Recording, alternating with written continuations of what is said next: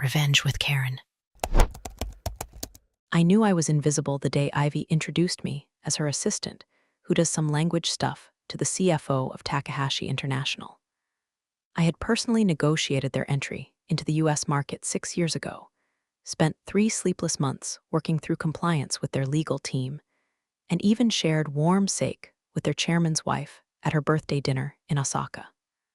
But to Ivy, the founder's daughter turned accidental CEO, it was little more than a walking Google Translate with a decent pantsuit. I just smiled, nodded politely, and excused myself before I said something unladylike in 2 languages. 15 years. 15 years of building this company's reputation overseas, earning the respect of partners who valued honor over hype, strategy over slogans. While Ivy was running brand sprints with Pinterest mood boards and glittery interns, it was the one rewriting cross-border contracts at 3 a.m. because Tokyo operates while the rest of us sleep. When our Korean investors had cold feet, I flew to Seoul and brought them back. When the Berlin office lost its VP, I held it together remotely until we found a replacement. No recognition, no LinkedIn posts, just work, just quiet results. I never wanted the spotlight. I just wanted respect. And for a while, that was enough, till the founder retired. That's when Ivy took over, not because she earned it, but because Daddy thought it's time she learned the ropes. She didn't learn the ropes. She used them to tie bows on bad ideas and strangle the departments she didn't understand. Strategy, compliance, international relations, suddenly all of it was shoved into one global ops department under her thumb, which she rebranded as Worldly Ventures. I wish I were kidding. She wore sunglasses indoors and pitched meetings as synergy rituals. I kept my head down. I had a job to do, and now I had one last shot to do it right. The Takahashi deal, $180 million in foreign investment, a delegation flying in from Tokyo to finalize the agreement. This was the kind of deal that could secure the company's future and mine along with it. I'd nurtured this relationship for years. Kento Takahashi himself was attending. He didn't travel for just anything. He once skipped his own niece's wedding because the host didn't bow properly. That's the level we're talking about, and I knew if we did this right, it would be legacy defining. But Ivy, she declared she would be leading the meeting. She said it during the prep call with all department heads, clapping her hands like we were auditioning for Shark Tank. Amanda will be here for cultural support, she chirped, but I'll be running point. Almost swallowed my tongue. Cultural support? What the hell did she think this was, a food truck festival? I stayed quiet, but I started preparing, just in case, because Ivy had already renamed the deal Folder Project Wasabi and was planning to open the meeting with a fun haiku.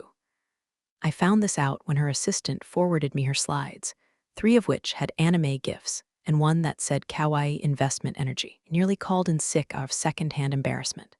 But I didn't, because if this was going to crash, I needed to be there to soften the fall or witness the explosion. Maybe both. And if you're the kind of person who lives for stories where the person who actually knows what they're doing finally gets their due, then maybe tap that subscribe button and like the story. 95% of folks don't, but it really helps us keep the engine running. And trust me, this one's worth staying for. Back to Ivy, who had never spoken a full sentence of Japanese in her life and once called miso soup that rice water with tofu chunks, was now convinced she could finesse a formal Japanese delegation with charisma and Canva slides. She even ordered custom-branded fans with our logo printed on them. Except the translation read, "Great wind, blow happy for all company rice." I corrected it in time. Barely.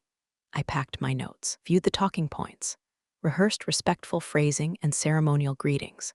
I even had the honor tokens wrapped and ready for the guests, small handmade calligraphy scrolls I'd commissioned from a Tokyo artisan, personalized with each executive's name. Ivy brought a tray of matcha Kit Kats. We were not the same, and soon the room would know it. The morning of the final prep session, Ivy strutted into the executive boardroom like she was headlining a TED talk. Iced latte in one hand and a leather folio in the other like it contained state secrets. "Okay, team," she beamed, clapping her acrylics. "Let's synergize this experience before our friends from the East arrive." She actually said that, out loud, in front of the senior trade advisor, the legal rep from Tokyo, and Mr. Hayashi, the same man who once told me with no irony that American informality gave him digestive issues.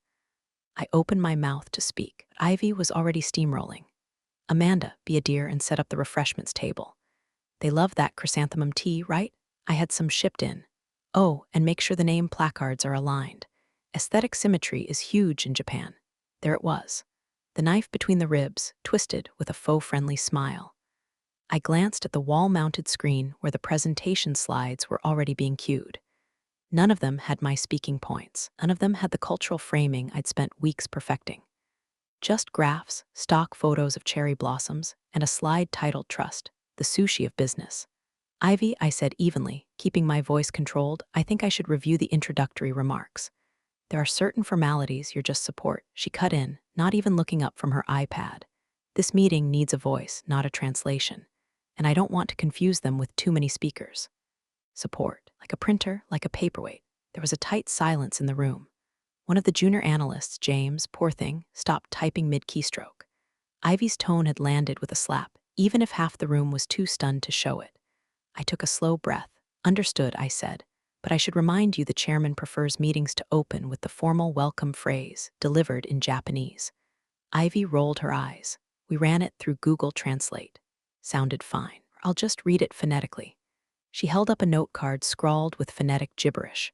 I squinted at it. She'd written Konnichiwa next to Dear Honored Investor Friends. I think I aged a year on the spot. Don't make this personal, Amanda, she added sharply, sensing my resistance. I'm the CEO now. I get to set the tone. My hands went cold. 15 years of fluency, of building trust and partnership, of honoring ritual and precision, dismissed because Ivy wanted to perform a power play. She didn't care about the outcome. She just needed to be the star. I stepped back, literally. I moved to the side wall where the support staff usually stood. No one said a word, not HR, not the operations director.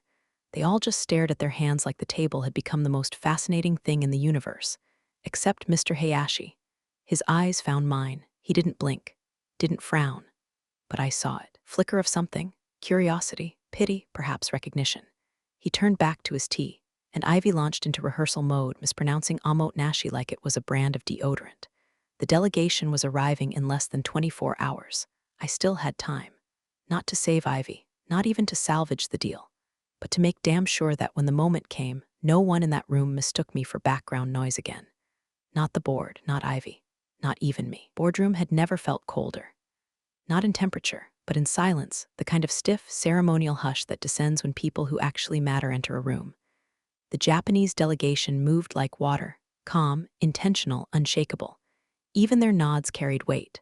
They wore charcoal suits so precise, it felt disrespectful to breathe near them. At their center, Kento Takahashi, stoic, sharp-eyed, and still as stone, offered a short bow. Not too low, not too curt, just enough to show he was watching. I bowed in return from my seat at the far end of the room, the wrong end, the one closest to the door where support staff usually sits with laptops and spare dongles. I had no laptop, no dongles, just a pen, a notepad, and the fading remnants of dignity. Ivy stepped forward like she was introducing a boy band. Konnichiwa, she blurted, her voice far too loud. Welcome to our, exciting moment of cross-cultural fusion. I closed my eyes. Let's start by honoring your traditions, she said, fumbling with a remote as the screen behind her flickered to life. On it, an image of cherry blossoms morphed into a handshake graphic that looked like it was pulled from clipart hell. This, to us, is not just a deal. It's a haiku of trust. She beamed like she'd just reinvented diplomacy. First, I'd like to thank Chairman Takahashi. Takahashi didn't flinch, but a younger delegate blinked, slow and pained. Ivy didn't stop, and as we say in America, let's get this show on the road. No one smiled. She clicked to the next slide, which read Sushi and Synergy. Still, no one smiled. I kept my face still, hands clasped on my lap like they'd been carved there. And then it happened. As Ivy launched into a fumbled anecdote about her college semester in Kyoto, she suddenly turned, gestured to me with a lazy wave, and said, I'm leading this meeting. Amanda, be a dear and fetch coffee for our guests, will you? The room tilted. It was not the words. It was the way she said them. Like I was a waitress who'd gotten lost on the way to the kitchen. Like I didn't speak 6 languages, or hold a master's in international relations, or personally host the Takahashi delegation's last 4 U.S. site visits. Something in me cracked, quietly, like a pearl necklace slipping its string. I didn't move at first, just stared at the notepad in front of me. The lines looked like prison bars. Then I stood. Ivy, already turning back to her slides, didn't notice. But Mr. Takahashi did. His eyes followed me, curious, measuring.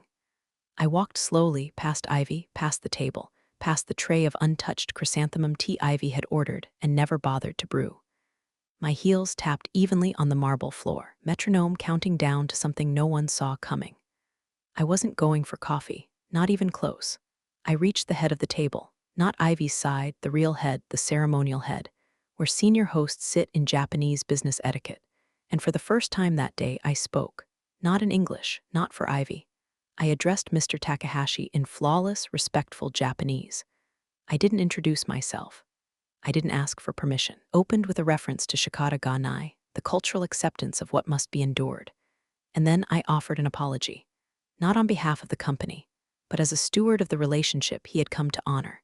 His expression didn't change, but the room did. Dead air, frozen, and Ivy, bless her clueless heart, blinked like she'd just walked into a mid-season finale without knowing the plot. The fuse had been lit, and I wasn't carrying coffee.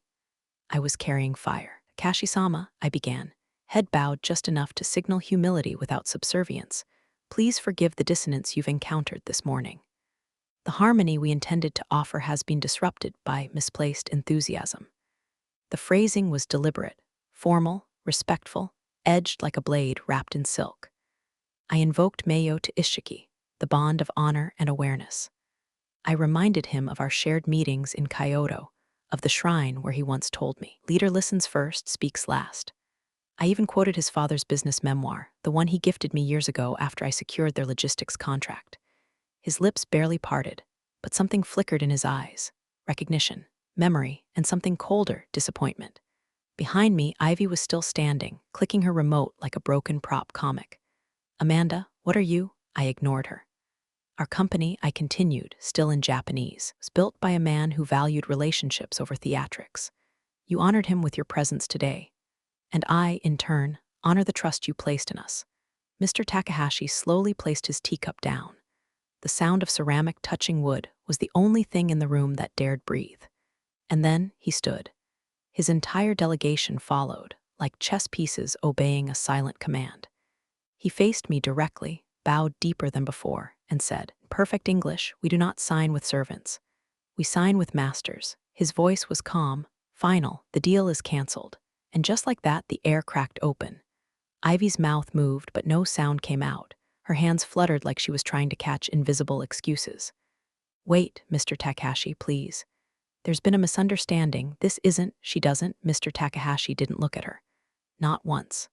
Instead, nodded toward me and said to his delegation in Japanese, "Gather our materials. We're done here."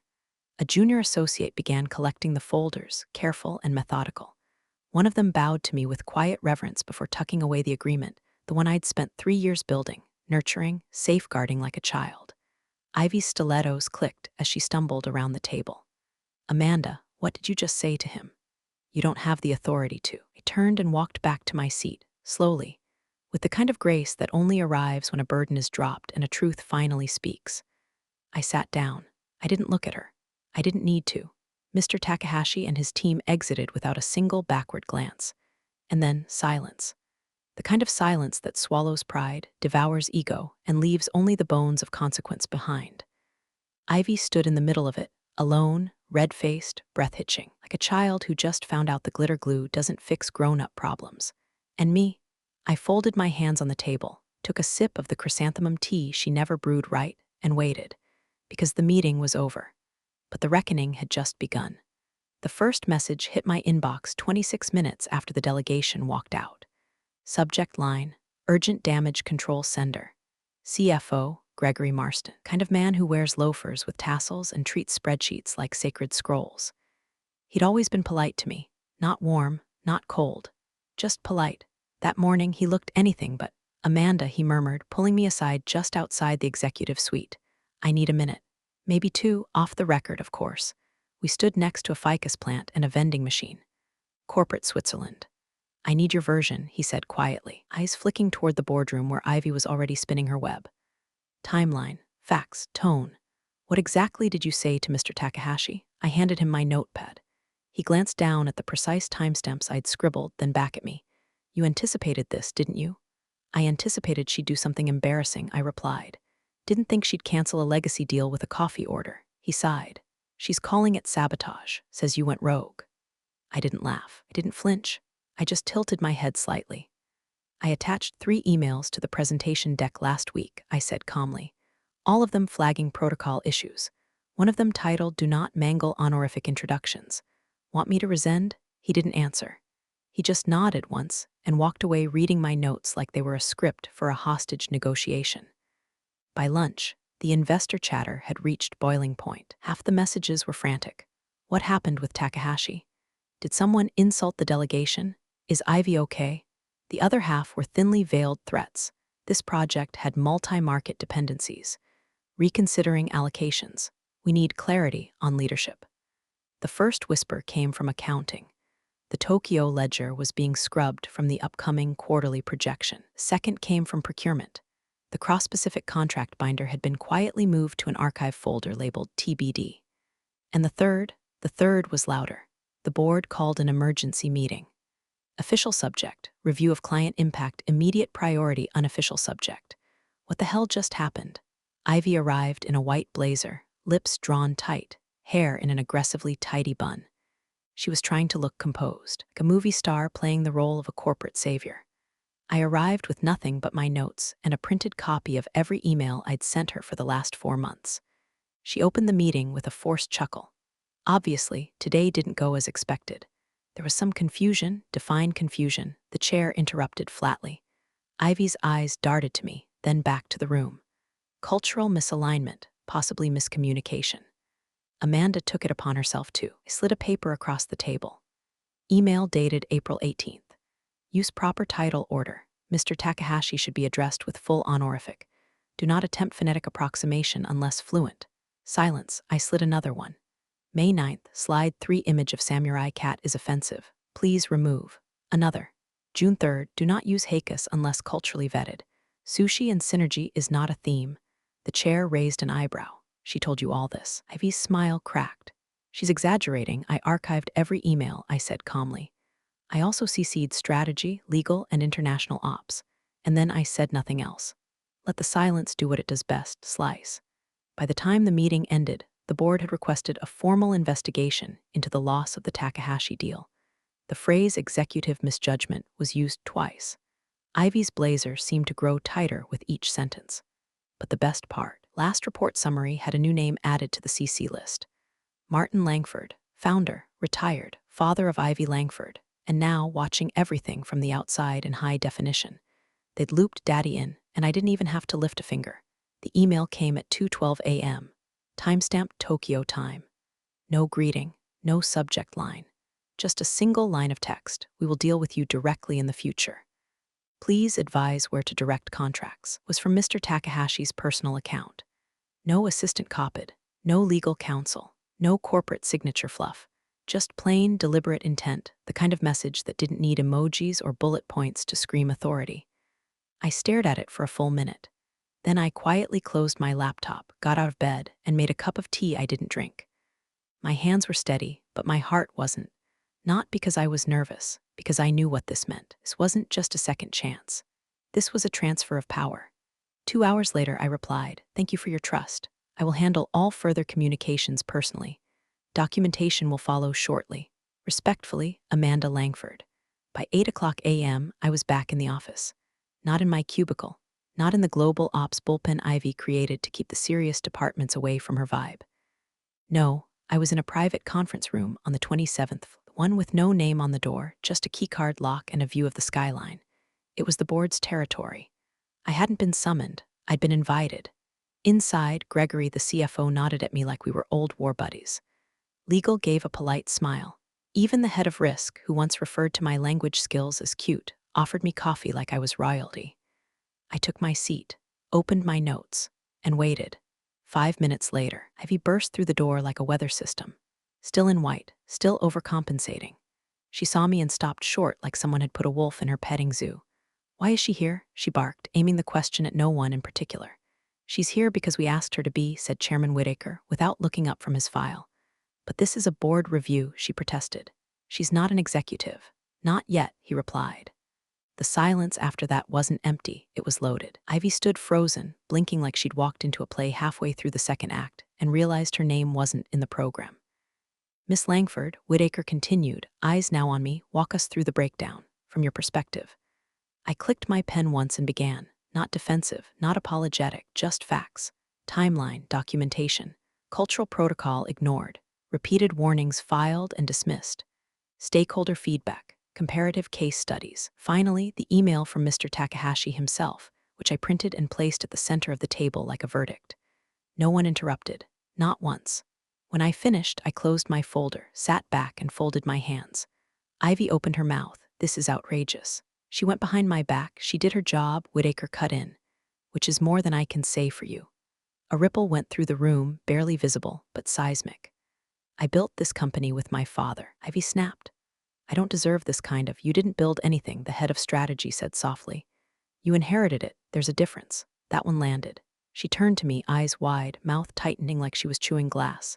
You think this is over? You think one email? I think the chairman of Takahashi International has made it clear who he trusts, I said evenly. And it's not someone who introduced him as Takoshi. A few stifled coughs. One actual snort. Ivy spun on her heel and stormed out. When the door clicked shut, the chairman leaned forward. We need someone to stabilize our international strategy. Clean house. Start fresh. You've been doing it without a title for years. Would you consider making it official? I didn't smile. But inside, something unclenched. Something old and quiet and tired finally exhaled. Depends, I said. Do I get to pick my own team? You'll have full discretion. And veto power. International affairs? Absolutely, I nodded once. Then yes. Respect, it turns out, isn't inherited, it's earned. And I had just cashed in 15 years' worth of it. The elevator doors slid open with a soft ding, and I stepped in alone, grateful for 30 seconds of silence before my next meeting with legal. I pressed floor 19, where compliance was waiting to finalize the Takahashi documents, now routed directly through me. Just before the doors shut, manicured hand shot through the gap. Ivy. She stepped in like a storm contained in silk, lipstick perfect, blazer freshly pressed, eyes rimmed red behind fury and concealer. She didn't press a button. Just stood there, watching me. The doors sealed shut. You think you're so perfect, she said, her voice just above a whisper, waltzing into the boardroom like you belong there. You've always waited for your moment, haven't you? Lurking. Quiet, calculating. I didn't respond. Not yet. You think one deal makes you the golden child? She hissed. Let me remind you, my father built this company from nothing. With his hands in his blood, I am this company. I turned to her slowly. Calm, unmoved, then act, I said, like someone worth inheriting it. She flinched, like the words slapped something deeper than skin. The elevator kept rising. We said nothing. I gave you room, she spat finally. I let you stay when you could have been replaced. Even promoted you, don't forget that. You gave me a title without authority, I replied, my voice low and even. A leash, not a ladder. She crossed her arms, shoulders tight, clenching like she was holding back tears or screams, maybe both. And now what? You think they'll hand it all to you? I shrugged slightly. I don't want all of it, just what I've earned. The rest is up to you. The doors opened on 19. I stepped out. She didn't follow. As I walked down the hallway, I passed a glass conference room where the marketing venture team was huddled, pale, whispering, clearly shaken. Their pivot to persona campaign had just lost 2 anchor sponsors. Word had at one of them cited concerns about executive credibility. Another requested a formal ethics review before resuming talks. The house of glitter Ivy built was starting to crack. I entered the compliance room. They greeted me with nods, documents ready, contracts revised per my specifications. After years of translating strategy into footnotes no one read, I was now drafting the blueprint. That afternoon, I received a short message from Chairman Whitaker. Drop by before you head out. We'd like to discuss EVP structure. No emoji, just authority. I walked into the boardroom as the sun was setting across the skyline. Inside, Whitaker and 2 senior members were already waiting. We won't waste your time, said, gesturing to a leather folder on the table. EVP of Global Strategy. Full oversight, no filter. You'd report directly to us. And Ivy? I asked. She's not part of this discussion, one of them said. Not anymore. I opened the folder. The contract was lean, elegant, ironclad. Take the night to think, Whitaker added, standing. But let's be clear, we're done with inherited power. We want earned leadership. And you've done the work. All we're doing now is formalizing it. I closed the folder without signing. Not yet. Power, real power, wasn't in the title. It was in being the one they couldn't ignore anymore, and I hadn't finished making them listen. I met with the board again the next morning, early, before the hallways buzzed with Ivy's perfume and nervous interns. The skyline was still streaked with fog when I walked into conference room A, contract folder under one arm, resolve under the other. We're already seated, Whitaker, CFO Marston, and two other senior members I'd only ever addressed through quarterly emails. Whitaker gestured to the seat at the head of the table. This time, I took it. No games, I said as I opened the folder. Here are my terms. The room didn't blink. They listened. First, I said, veto power on all international strategy deals, regardless of department origin. If it crosses a border, it crosses my desk. Marston nodded. Second, direct reporting line to the board. No filters, no executive summaries massaged by Ivy's PR team. Another nod. Third, I continued, full authority to assemble and manage my own team. I want 5 slots, and I'll be selecting each without interference. Fair, Whitaker replied. Fourth, I added, sliding a sheet across the table, this department will operate independently. No oversight from Ivy Langford, in title or in function. This time, there was a pause. Marston cleared his throat. That might be complicated. Only if you let it be, I said flatly. You saw what happened. Her pattern of negligence didn't begin last week, it just became impossible to ignore. I opened my bag and pulled out the sealed envelope. Compliance Report #87C, filed quietly by me 3 years ago, unopened until now. I slid it toward Marston. Eagle's copy had been activated automatically the moment the Takahashi deal collapsed. This one included direct documentation of Ivy's failures across 4 quarters, missed deadlines, misrepresented figures, unapproved branding statements made to international press. I didn't narrate it. I let the words speak for themselves. Whitaker skimmed the top pages, then exhaled. This would explain a lot. I never escalated, I said. I gave her space. Time, room to grow. She used it to build castles out of hashtags and ego. HR had been looped in at this point, 2 representatives blinking rapidly like they'd been dropped in the middle of coup. We have protocols, one muttered. Executive rights, reporting hierarchies, then adjust them, Whitaker interrupted. You've been adjusting them for Ivy for years. Silence. Then, you have your terms, Whitaker said, effective immediately. I nodded, quietly. I didn't smile, didn't gloat. Were no balloons, no backpats. Just the steady, clinical shift of power into hands that had already been doing the work all along. I signed the document. 15 years of thankless midnight emails, of being misintroduced, misused, mistaken for the intern, and now, authority that couldn't be stolen or spun. I left the room and returned to my new office, a glass-walled corner spaced 2 floors above Ivy's. I brought no decor, just a single framed calligraphy piece Mr. Takahashi had once given me. Shisai to chai, sincerity and wisdom. As I sat, the ping came in. One unread message from Ivy.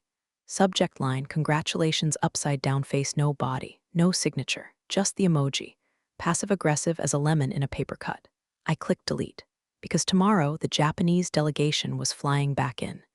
And this time I'd be greeting them, not with coffee, but with a signed deal. Someone else wouldn't be invited to the table. The boardroom was filled with the kind of nervous energy that makes men straighten their ties twice, and HR reps sip water they don't need. Every chair was taken.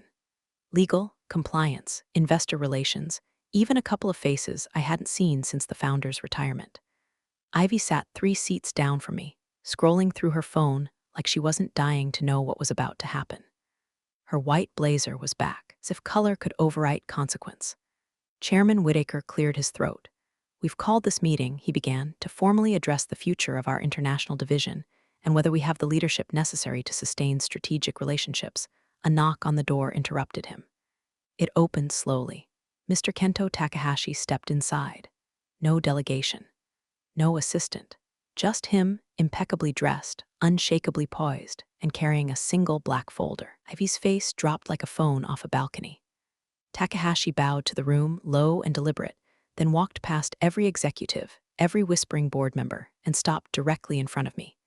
Amanda-san, he said with a nod. He opened the folder and laid a thick stack of signed pages in front of me. The Takahashi contract, not the old one, a new one, with better terms. Revised valuation, $200 million. More than we'd ever hoped for. He tapped the bottom corner where his signature sat clean and deliberate. You honored the relationship, he said quietly. We honor you. My throat tightened, but I nodded. Arigato gozaimasu, I replied, then turned to the board. I believe this answers the question about future leadership. Murmurs rose, some stunned, some not. And then I felt her stare. I turned to Ivy, whose face was caught in a silent scream, like her soul was trying to call security but forgot the number. You were right, Ivy, I said gently. This isn't personal, it's business. She opened her mouth. But before she could speak, Mr. Takahashi said one final sentence. Calm, crisp, directed at her. I didn't flinch. I translated aloud for the room to hear. He said, a true leader knows when to listen. The silence that followed wasn't awkward. It was absolute. Ivy stood, slowly, clutching her tablet like it was a lifeboat. She didn't say a word, not to me, not to the board, not to the man who just walked in and rewrote the future of the company in 10 seconds flat. She left the room. The door closed behind her, and no one got up to follow. Mr. Takahashi took his seat beside me without invitation, because he didn't need one. The board turned toward me, every head now calibrated to where the true voice sat. I leaned back, not smug, not triumphant, just still. Because in the end, it didn't take shouting. It didn't take revenge. It took remembering who I was before they told me to fetch the coffee. And sitting at the head of the table with the respect I had earned the hard way was more than enough. Big thanks, you legends of the old office days. Subscribe to keep the switch-flicking chaos alive. Your ex-boss is shaking in their loafers.